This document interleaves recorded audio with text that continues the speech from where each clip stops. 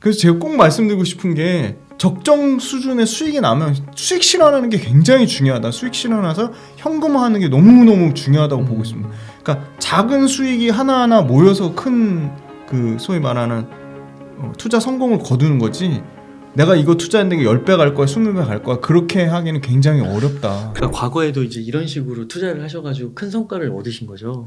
네, 큰 성과를 얻기도 했지만 많은 실패를 경험했죠. 지금도 실패를 통해서 많이 배우고 있고요. 아, 그러세요? 네. 아, 그러면은 그 실패 사례 네. 한번 좀 언급해 주시면 좋을 것 같은데요. 실패 사례 너무 많은데 그 일단 저도 초창기에는 진짜 무대뽀로 다른 사람 남의 말 듣고 투자를 했는데 재미난 게 엔터 회사였는데 이 엔터 회사가 갑자기 뭐 금광을 개발한다, 광산을 개발한다고. 그래요? 그래서 무슨 광산 광업권을 샀대요. 그래서 그때 잠깐 올랐거든요. 근데 이제 뭐 뒷부분에서 말씀드려야겠지만 본업과 무관한 회사를 하는 회사는 투자해서 아예 당연히 예를 들어 엔터 회사가 뭐 엔터와 관련된 뭐 그 소위 말하는 엔터 상품을 파는 거는 사업군의 다각화 측면에서 본업이 깨지지 않는 거고, 엔터 회사가 갑자기 광산을 하는 거는 전혀 무관한 거잖아요. 이상하네. 그 자체도 이상했는데 그때 기회에 혹해가지고 남의 말 듣고 투자를 해서 굉장히 큰 손실을 봤고요. 그리고 그 뒤로도 제가 그냥 소위 말해서 그 기업에 대해서 계속 추적을 했었어야 되는데 전혀 추적을 하지 않고 뭐 그냥 완전 방치하니까 굉장히 크게 손실을 봤던 적이 있고, 그다음에 또 뭐 자동차 부품 관련된 회사인데 이 회사도 또 뭐 바이오 관련된 신약 개발을 한다고 신약 관련된 회사를 자회사로 둔다고 해서 그 모멘텀으로 뭐 10배 이상 갈 거다 해서 또 거기서도 확인을 안 하고 그냥 투자를 했는데 알고 봤더니 그 신약 관련된 개발 회사가 다 껍데기였던 거죠. 그래서 그 회사도 뭐 10분의 1 토막 나면서 그런 거는 굉장히 큰 투자의 손실 봤죠. 시점에서 네. 시가총액이 어느 정도 되는 기업들이에요? 그러니까 1조짜리가 10조 가는 건 굉장히 어려운데 사실 1000억대짜리가 1조 가는 건 사실 훨씬 그쵸. 가능성이 더 높거든요. 그래서 제가 다 건드려서 이렇게 막 10분의 1 토막 나고 막 상장 폐지된 회사들은 다 1000억대 정도. 네. 시가총액이 굉장히 중요합니다. 네. 굉장히 중요한 포인트를 찝어주셨는데 시가총액이 아파트 매매가라고 보시면 되거든요.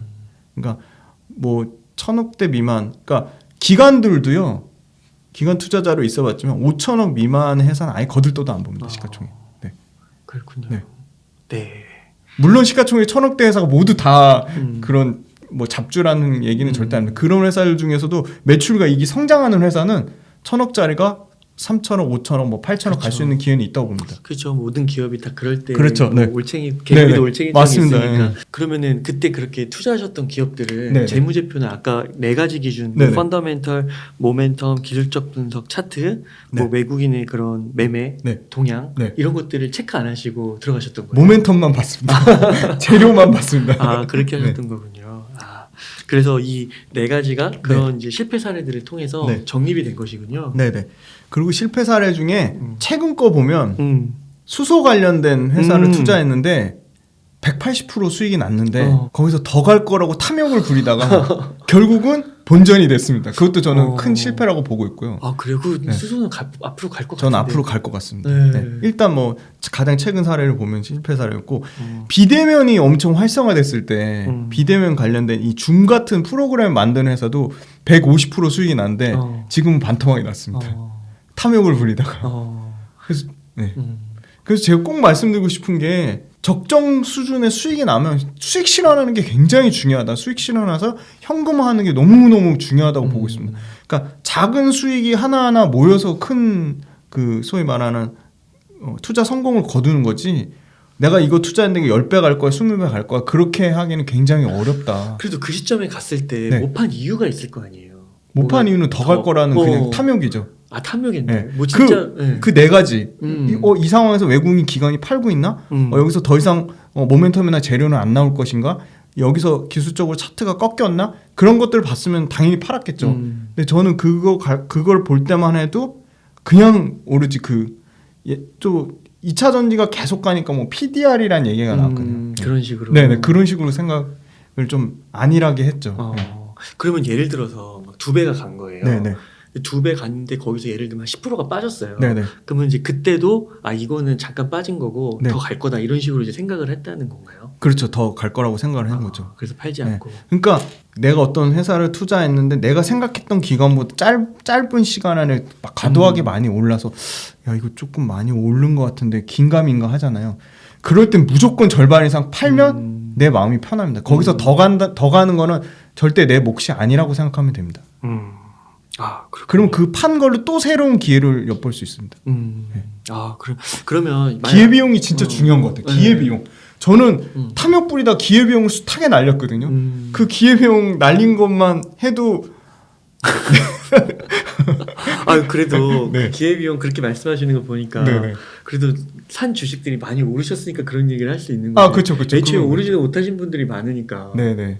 그래서 어떻게 하면 이거 손절을 해야 되나 빨리 했어야 되는데 후회하시는 분들이 오히려 더 많을 것 같은데. 진짜 손절 진짜 중요합니다. 너무 중요한 얘기 해주셨는데 오늘 이거 중에 가장 어떻게 보면 핵심이 전 손절이라고 생각하는데요. 저도 무방비로 방치해서 뭐 7년, 8년, 뭐 10년 갖고 있는 회사들 회복되지 않는 회사들은 회복이 안 돼요. 그러니까 7년, 8년도 가져보셨어요? 그럼요. 지금 뭐 11년 갖고 있는 회사도 있고 15년 갖고 있는 회사도 정말요? 있어요. 네. 제가 채권 추심, 그러니까 소위 말하는 이렇게 불경기 때 어려운 고려신용 정보가 있어요. 채권 추심 1등 회사인데 네네. 지나가다 보면 뭐 맞아요. 고려할 때 고려하세요 하잖아요. 그 회사가 제가 500원대 사가지고 7,000원대 팔았는데 와. 근데 지금 한 14,000원 갔더라고. 경기가 어려우니까. 너무 아쉽죠. 더 갖고 있었으면 더 수익을 많이 했을 텐데. 근데 제가 팔았던 거는 그 회사가 연간 배당 수익률이 한 6% 됩니다. 손절은 또 다른 기회를 얻게 해준다. 그러니까 기회비용 측면에서 손절이 굉장히 중요한 게 저는 과거에 뭐 고려신용정보 같은 경우도 배당을 많이 줘서 버틸 수 있었지만 다른 종목들 10년, 5년, 8년, 뭐 11년 갖고 있는 회사들 좀처럼 회복이 되지 않아요. 그 얘기는 주식이라는 거는 추세, 시세, 방향성이 굉장히 중요한데 근데 10년을 갖고 있어도 회복이 안 돼요? 네, 안 되더라고요. 그런 게 있어요? 네. 그렇구나. 그 네 가지 조건을 만족을 못하는 거죠. 무서워. 그러니까 매출과 이익이 아무리 잘 나도 어떤 모멘텀이 붙지 않거나 추세적으로 꺾였거나 아니면 사주는 주체가 없으면 주가라는 건 박살날 수밖에 없는 거죠.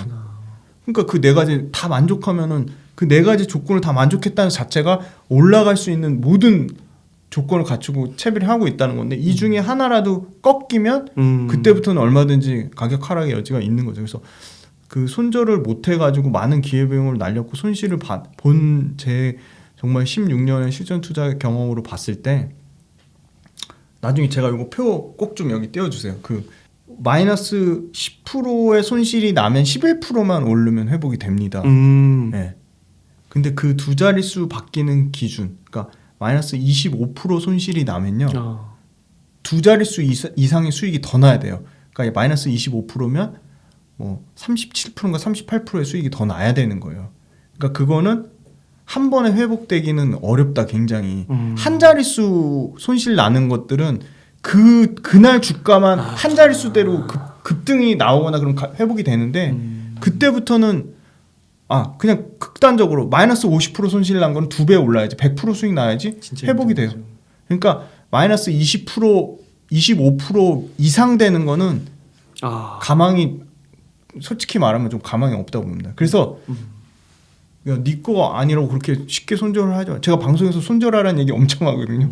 뭔데 네가 손절하라 하는데 제 그냥 정말 뼈아픈 제 경험을 말씀드리는데 제가 마이너스 25%때 손절 못 친 것들은 지금 마이너스 70% 80%가 수두룩합니다. 그래서 저는 어떤 작업을 하고 있냐면요. 저 손실 볼 때 손실 보더라도 많이 수익 낼 때 수익을 극대화하면 손실 본 거를 벌크업을 할 수 있거든요. 그래서 많이 수익 난 거를 하려면 결국은 추세가 살아있는 종목을 센 놈을 해야 돼요. 항상 지수보다 초과 상승이 나는 센 놈을 해야 되고 그 센 놈을 하기 위해서 가망 없는 것들 있잖아요. 정말 피 같은 제 그 노력으로 일로 번 돈이잖아요. 근데 과감하게 손절을 하고 엄청나게 손절을 하고 있거든요. 그렇게 손절을 했더니 새로운 기회가 열리더라고요. 그래서 손절을 목숨같이 지켜라. 그래서 뭐 개인적으로 저는 전업 투자를 하니까 하루에도 뭐 매매를 하는 경우가 있고 일주일 단위로 매매하는 경우도 있고 뭐 길게는 뭐 한 달을 끌고 가는 것도 있는데 하루짜리나 일주일짜리나 한 달짜리는 기계적으로 AI처럼 5% 이상 되면 무조건 손절합니다. 근데 저도 1년 이상 갖고 가는 종목들 있잖아요. 1년 이상 갖고 가는 참고만 하세요. 다 본인만의 손절 기준을 굉장히 촘촘하게 세우셨으면 좋겠어요. 그래서 한 1년 이상 갖고 가는 거는 아까 말씀드린 두 자릿수의 갭 차이가 나는 25% 정도가 저는 적정하다고 보고 1년 이상 갖고 가는 종목도 정말 뼈가 아프지만 만약에 25% 이상 손실이 난다 치면 추세가 깨졌다고 하고 보고 손절 칩니다. 근데 경험상 25% 안쪽에 있는 것들은 어느 순간에 모멘텀이 붙거나 외국인 기관의 수급이 붙으면 그 정도는 회복이 되더라고요. 25 안쪽으로 들어오는 손실들은. 네. 아 그렇군요. 그래서 손절을 꼭 목숨처럼 지키셨으면 좋겠습니다. 그러면 여기서 질문이 네. 삼성전자로 한번 네네네. 여쭤보면 삼성전자가 96,000원에서 네. 진짜 5만 원대까지 떨어졌잖아요. 맞아요. 그럼 이러면 이건 30%가 넘잖아요. 네네. 그러면 이거 아까 말씀하신 네. 대로 회복하려면 두 자릿수 이상을 그렇죠. 두 자릿수가 넘어야죠. 넘어지잖아요. 네. 그럼 삼성전자 같은 경우는 어떻게 해야 돼요?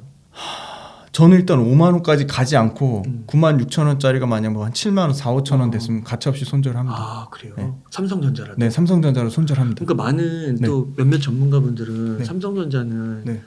들고 있으면 네. 무조건 네. 우상향하고 전고점 뚫고 네. 그런다고 하잖아요. 그 삼성전자를 9만 원대 갖고 있는 사람, 8만 원대 갖고 있는 사람, 7만 원대 갖고 있는 사람, 5만 원대 갖고 있는 사람마다 전략이 당연히 다 달라야겠죠.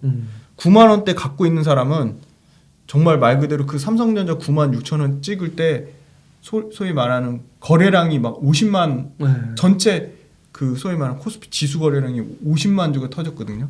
그러니까 그렇게 고점에서 거래량이 터진다는 거는 살려는 세력은 없고 그냥 오로지 다 팔려고 던지는 세력만 있는 거잖아요. 근데 지금 같은 5만 원대에서 거래량이 실리면서 삼성전자가 파는 매물이 나오면 신규로 사는 입장에서 너무 좋은 기회인 거고요. 7만 원대, 8만 원대 갖고 있는 사람은 본인만의 손절 원칙에 따라 삼성전자지만 내가 갖고 있는 것보다 20% 이상 빠져서 30% 손실 나고 마이너스 40% 손실 나는 거는 아무리 삼성전자라도 그거에 그 회사의 주식의 추세나 시세는 꺾이어진 거거든요. 그래서 파는 게 맞다고 보는 거죠. 그렇군요. 네. 거기에 예외는 없는 거군요. 예외는 없습니다. 1등 주식이라고 네, 해도. 1등 주식이라고 해도. 어. 근데 삼성전자 예를 들어 뭐 갖고 있는데 4만 원대, 저는 4만 원대 한번 사서 수익을 냈었거든요. 4만 원대 샀는데 4만 원대에서 그 배당이 나오잖아요. 연간 그렇죠. 배당이 한 3% 정도 되거든요. 2, 3% 나오죠. 그러니까 나는 삼성전자를 주가가 오르고 내리는 건 상관없이 그때만 해도 지금 은행 금리가 이렇게 5%까지 올라갈 줄 몰랐으니까 저는 그땐 그래서 삼성전자 아무리 빠져도 난 삼성전자로 연 3%씩 계속 배당받겠다. 1년에 한 번 주는 거 이제 두 번 나눠서 주고 이제 분기마다 주거든요. 4번 맞아요. 주거든요. 4번 주죠. 은행 예적금 같잖아요. 너무 좋은 거죠. 그런 약간 다른 관점, 삼성전자를 뭐 배당주의 관점으로 볼 수도 있는 거고. 진짜 삼성전자가 망하지 않는다고 생각하면 진짜 자식한테 물려줄 주식으로 봐도 되는 거죠. 네. 근데 근데 그렇지 않으려면 네. 이제 기회비용이 너무 큰 거죠. 기회비용이 너무 아까운 거예요. 맞아요. 네. 그러니까 다른 주식에 투자했으면은 네. 더 이제 수익률이 갈 수 네, 있는데 이게 두 자릿수로 되면 회복하는데 이제 몇 년이 걸릴 수 있으니까. 그쵸. 그러니까 철저하게 사이클 산업이잖아요. 반도체 자체가. 내가 사이클을 철저하게 맞출 수 없다면 아무리 삼성전자라도 추세가 깨지면 기계적으로 손절하는 게 맞다고 봅니다. 그러면 또 이런 방법도 있잖아요. 그 물타기. 네. 그러니까 예를 들어 9만 원이 됐어. 네. 근데 물을 타서 네. 그 30%라면은 네. 절반을 타서 만약에 15%로 맞출 수도 있잖아요. 네, 네. 그러면 좀 빠져나오기도 손절 안 하고 빠져나올 수도 있는 거 아니에요? 그렇죠. 물타기하고 불타기가 있거든요. 네. 물타기는 올라가는데 하는 거거든요. 네. 일단 물타기 저도 물타기 많이 해봤는데 물타기 하는 것 자체가 그 회사가 하락하는 추세에 있는 거예요. 추세가 꺾인 거죠. 그러니까 평단가는 낮아질 수 있지만 물타기 함으로써 얻을 수 있는 효용은 그렇게 크지 않다고 봐요. 추세가 꺾인 거를 물타기 하는 거기 때문에. 근데 반대로 내가 여윳돈이 있어서 올라가는 상승 추세에 있는 불타기 하는 거는 결국은 시드머니가 커져가지고 수익금 자체가 커지는 거니까 그거는 저는 괜찮다고 보거든요. 올라가는 추세에 있는 거는. 근데 꺾여 있는 거를 아무리 삼성전자라도 이미 추세가 꺾여가지고 내려가고 있는데 거기서 물 타서 평단가를 낮춘다 한들 그러면 삼성전자 말고 추세가 살아있는 종목에 대한 투자할 기회까지 날리는 거죠. 그래서 어떻게 보면 저는 물타기는 좀 지양하자. 크게 그건 의미가 없다. 이번에 네. 한 1년 동안 하락장은 네. 거의 매크로 이슈라서 안 떨어진 게 거의 없잖아요. 맞아요. 네. 이런 장에서도 손절을 해야 되는 거예요. 그렇죠. 네. 다 떨어지는데도 거의 네. 다. 네. 그 가운데서 오르는 게 있으니까. 오르는 게 LG 있어요. 엔솔처럼. 네. 있어요. 네. 어. LG 엔솔도 올랐고요. 삼성 바이오로직스도 거의 조정 안 받고 포스코케미칼도 포스코케미칼도 계속 올랐고요. LG 화학도 올랐습니다. 그렇죠. 찾아보면 오르는 게 있습니다. 그렇군요. 네. 그러니까 이게 만약에 진짜 손절에 대한 그런 말씀해 주신 것처럼 그걸 내 원칙으로 삼는다고 하면 진짜 처음에 살 때 네. 진짜 싼 거 많이 빠지기가 어렵다고 판단한 거를 2번, 3번 확인하고 사야겠네요. 아, 그냥 사고 보는 게 아니라. 맞아요. 말씀 주신 대로 주식에서 싼 만큼 싼 가격만큼 좋은 모멘텀은 없어요. 그런 얘기가 있어요, 진짜. 그리고 한 번에 살려고 하셔서 그래요. 그 분할 매수가 좋은 게 얼마나 우리는 기간이 아니잖아요. 우리가 사고 싶을 때 사면 되잖아요. 개인 투자잖아. 그러니까 내가 1,000만 원밖에 없는데 1,000만 원을 뭐 10번 나누는 게 의미가 있어. 그거 10번 나누세요. 그러면 진짜 엄청난 효과가 나오거든요. 그래서 저 같은 경우도 뭐 예를 들어 한 종목 산다 그러면 최소한 4-5번 나눠서 삽니다. 최소한. 몇 천을 투자를 하든 뭐 몇 억을 투자하든 몇 백을 투자하든. 그래서 나누면 그거를 일종의 뭐 여러 가지 방법이 있어요. 이 회사 내가 너무 좋게 봤는데 이 회사가 지금 가격이 부담스럽다. 그럼 한번 10주만 사보는 거예요. 추세가 빠지면 또 이 회사는 내가 이미 공부가 다 끝난 상태니까 빠지면 오히려 땡큐네. 그래서 뭐 50주에서 100주를 늘려보고 거기서 더 빠지면 또 더 사고 그렇게 해서 평단가를 계속 낮추는 거죠. 그렇게 해서 이제 나눠서 사면 어느 정도 평단가가 낮춰지잖아요. 그럼 그때부터는 이제 그 회사에 대한 계속 그 소위 말하는 모멘텀이나 재료를 계속 체크하면서 결국은 이제 내 평단가보다 주가가 오를 수도 있고 떨어질 수도 있는데 얘기하신 대로 내가 공부가 끝난 상태에서 사서 떨어지는 거는 사실 그렇게 크게 근데 떨어졌는데 그게 막 갑자기 뭐 추세적으로 뭐 25%씩 하락한다. 그러면 저는 그건 과감하게 좀 매도하는 게 맞다고 봅니다. 그러니까 애초에 살 때 네. 25% 이상 떨어질 거는 사면 안 되겠네요. 그렇죠. 그러니까 정말 그러니까 보통 이제 많은 주식 투자하시는 분들이 네네. 이게 손절 같은 거 별로 생각 안 하고 네네. 유튜브 방송에서 네. 뭐 예를 들면 삼성전자 갑니다. 네네. 전고점 무조건 맞아요, 돌파합니다. 맞아요, 세계 맞아요. 1위입니다. 막 맞아요, 이러면서 맞아요. 하면은 그냥 사시잖아요. 맞아요. 네. 근데 삼성전자가 이렇게 빠질지 누가 알겠습니까? 그렇죠. 모르죠. 네. 예, 그러니까 너무 비싸게 사면 안 되는 거고. 그러니까 5년 10년 돼서 9만 원이 회복이 될 수도 있겠죠. 근데 그때까지 가는 저는 그 기회비용이 너무 아깝다고 생각합니다. 아깝다고 네. 보시는 거죠. 네. 그러면은 실적 전업 투자주로서 네. 뭐 루틴이라든지 네네. 투자 철학이라든지 네. 이런 거 좀 얘기해 주시면 그러니까 좋을 것 마이너스 25%가 안 되려면요. 일단 제가 매일 하고 있는 걸 말씀드리면 저는 일단 장이 끝나면 그날 가장 거래가 활발하게 일어났던 종목 코스피에서 10개, 코스닥에서 10개 일단 뽑습니다. 그럼 그 와중에서도 종목이 추려지겠죠. 뭐 코스피에서 예를 들어 뭐 네옴시티 테마 때문에 올라간 종목은 다 빼고요. 그 와중에 똘똘하는데 LG 에너지 솔루션은 기업과 실적이 펀더멘탈이 바탕되는데 외국인하고 기관의 수급까지 올라오니까 그런 회사들이 그날 거래한 거래대금 상위에 있으면 당연히 관심 종목에 넣어두고요. 그 다음에 두 번째는 상승률로 그날 당일날 상승이 제일 높았던 종목. 그러니까 그만큼 상승이 높았다는 건 시장에서 주목을 받고 관심을 받았다는 거니까요. 그래서 거래 대금으로 나래비를 해가지고 1등부터 뭐 10등까지 하는 거를 정리를 하고요. 개별 종목을. 그 다음에 아까 말씀드린 상승률 순으로 하는 걸로 하면 그때 이때는 시장이 요 종목이 강했구나. 이때는 요런 산업이 테마가 돌고 있구나. 그거를 파악하실 수가 있어요. 그거를 귀찮더라도 거래대금 상위 종목 뽑아보고 상승률 상위 종목을 뽑아서 거래대금 상위 종목 1등 LG 에너지 솔루션이 끝이 아니고요. LG 에너지 솔루션이 오늘 왜 거래대금 상위에 올랐을까? GM이랑 어떤 배터리 계약이 났구나. 아니 그 없는 거면 없는 거 나름대로 뭐 모멘텀이나 제로였는데 갑자기 외국인이 뭐 30만 주 순매수가 들어왔는데 그거를 계속 기록을 하시는 거예요. 그래서 그거를 계속 기록하는 작업을 하시고 그러다 보면 시장에서 지수 대비 초과 난 수익이 나는 업종이 뭔지 나오거든요. 그리고 외국인 기관이 상위 산 종목 저희 나라처럼 그렇게 오픈한 데가 없어요. 그러니까 외국인이 뭐 상위 1등부터 10등까지 종목 못 샀고 기관이 1등부터 10등까지 못 샀는지. 근데 그게 답이에요. 외국인하고 기관이 동시에 사는 게 있어요. 음. 그러면 굉장히 올라갈 확률이 높아요. 사실 다음 확률적으로. 날도요? 네. 아, 그렇구나. 네. 동시에 산다는 거는 음. 그래서 그렇게 동시에 이 사는 업종 외국인 기관의 동시 수급을 보는 거죠. 그래서 그것도 종목별로 왜 외국인 기관이 동시에 사는지 검색하는 손품을 엄청 파셔야 돼요. 그걸 정리를 하시고 그 다음에 중요한 거는 증권사에서 뭐 한경 컨센서스나 이런 데 가시면 네이버 금융 가셔도 레포트 공짜로 보실 수 있어요. 거기 보면 산업 레포트가 있는데 50페이지 이상 되는 거. 초창기 산업, 뭐 2차 전지 초창기, 뭐 그다음에 뭐 최근 로봇이 전 로봇 굉장히 좋게 보는데 로봇 관련된 산업 초창기 레포트 있어요. 뭐 100페이지짜리. 네. 그거 읽어보시고 자기 나름대로 또 정리를 하시는 거예요. 아, 그 로봇 관련된 회사는 이러이러한 회사가 있고 이 회사가 무슨 어떤 시장 점유율을 차지하고 있고 그래서 아니 그 진짜 피 같은 제 돈 들어가는 건데 그냥 공부를 너무 그냥 쉽게 생각하신 것 같아요. 그래서 하루에 최소한 2시간씩 정리를 하시는 거죠. 그게 쌓이다 보면 엄청난 내공이 되고요. 본인이 전문가로 하실 수 있어요. 그게 누적되다 보면 그거 최소한 그래도 1년은 하셔야 된다고 봅니다. 아,